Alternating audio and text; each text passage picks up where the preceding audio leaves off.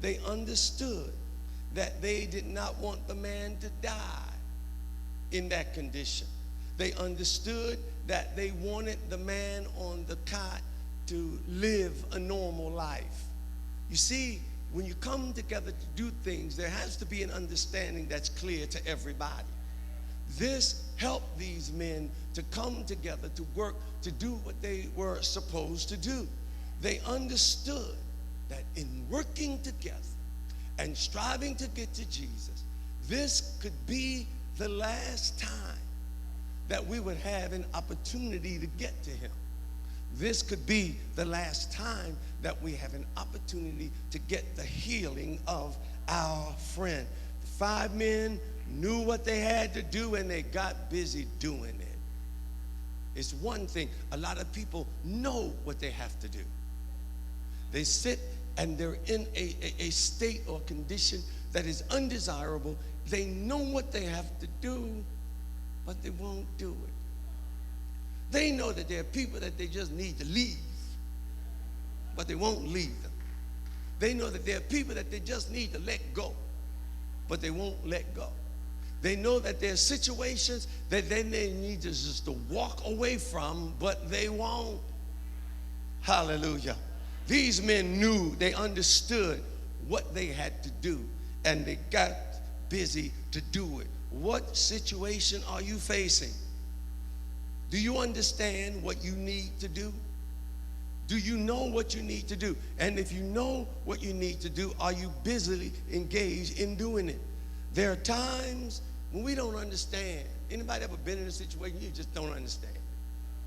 No, just don't understand. Why is this the case? Why am I not getting an answer? These things can be causing pain, and sometimes people don't even know why they're in them. For example, some people say, why was I born? It's a physical affliction. Why was I born to look the way I look? Why couldn't I have been born better looking? Are you with me? Why was I given up for adoption? They didn't give up my brothers and sisters. Why'd they give me up? Why, as one of the best employees, did I get laid off? Trying to figure it out. Why did my marriage break after I did everything I knew to do to make it work? It still broke. Why mine? I have friends who are doing crazier stuff than we were, but their marriage is still together. Why did my child end up in serious trouble after I've done all this stuff for them? Why did this happen to me? Why do my in-laws war so hard against me? I don't even bother them. Are you with me? Why doesn't this man or woman treat me the way I treat them? It's difficult. It's okay if you're in a place like this where you come in contact with people and sometimes you treat them good and they don't treat you good, but I'm talking about somebody you're in relationship with and you're draining yourself. Nothing left. Are you with me? Somebody say hallelujah. Why in the world would these persons betray me after all that I've done for them? I helped them to get through some of their worst and most difficult times. Why would they do this to me? Why would they come against me like this? Why has God not healed me when I'm so committed to him? Give him my everything. And yet he hasn't healed me. Well, there's some considerations. Why? Because some things we bring upon ourselves. Are you with me? Other things we suffer for righteousness' sake. Some things are allowed by God to come into our lives to test us. Some things come because sin has been introduced into the universe, and some other things come into our lives because we sin.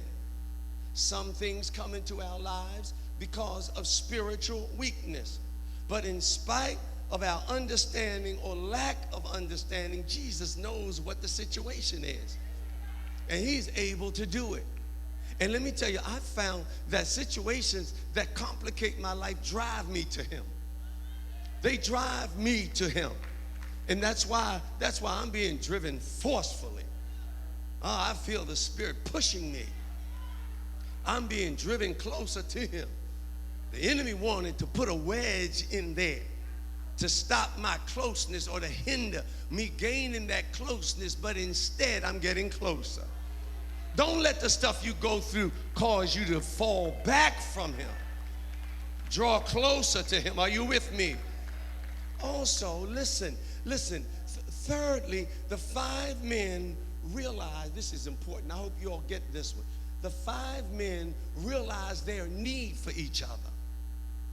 They realized their need for each other. If you're going to overcome the things that are warring against you, you have to realize, if you're saying it shall be done, you have to realize that some things you cannot do by yourself. I just need to get you to get this in your spirit. We have to exercise our abilities in a united effort. We have to take what God has blessed us with, and we have to let those things come together in harmony and in unity that we can accomplish and we can achieve. Unity is essential.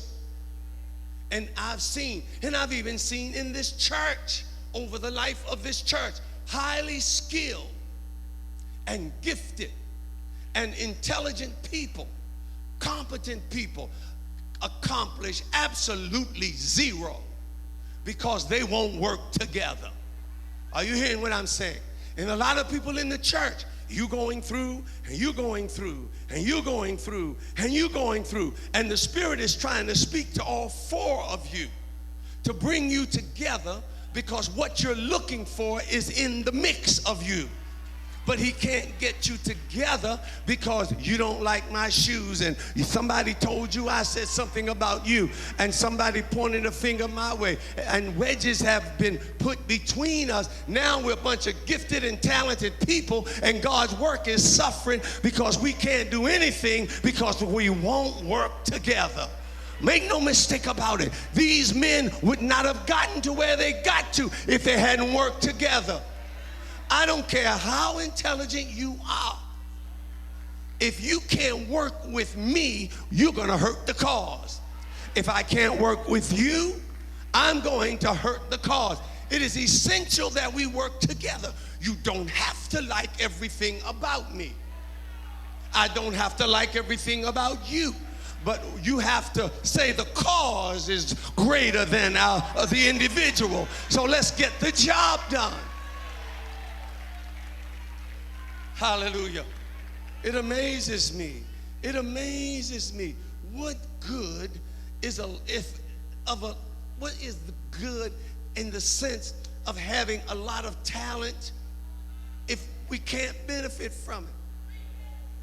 God never pulled us together as a body of believers to stand in contradiction to one another, to always think somebody picking on you, to always feel like things aren't going a certain way. That's the trick of the enemy. It's simply called divide and conquer. He knows that as long as we work together, if I have a shortage of something, I can get what I need from you and vice versa. So he has to divide us so he can overthrow the house. Somebody say hallelujah. Look at this. The men had to operate unitedly. They understood. The 4 had to carry the one that was lying on the cot. The man on the cot knew, I can't do this unless all of us unite. We can't do this with 3 of us and the man on the cot. We need 4 of us. They had to bear the weight of the man on the cot while balancing the cot, because these brothers went through some stuff with the cot. Are you all hearing what I'm saying? They were united. Listen to this. They had to combine to be able to bear the weight of the cot. No one of them could carry the cot by themselves. they had to come together to do it. Are you all with me? They were united in purpose because they were all trying to achieve the same thing. Listen, they were united in focus because they were all motivated and refused to be distracted. They were all united in determination because they were all in a state of mind that they refused to be defeated. Let me tell you something. There's nothing we cannot accomplish if we stand together. Let me tell you something. There's nothing. If I tried to pick up a car, I can't pick up a car by myself.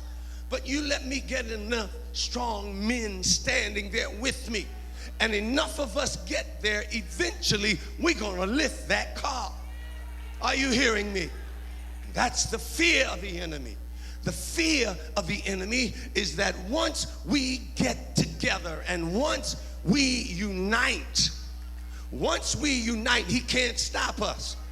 And you see what happened? Their unity was the determining factor in the whole situation. Had they not united, they could not have succeeded.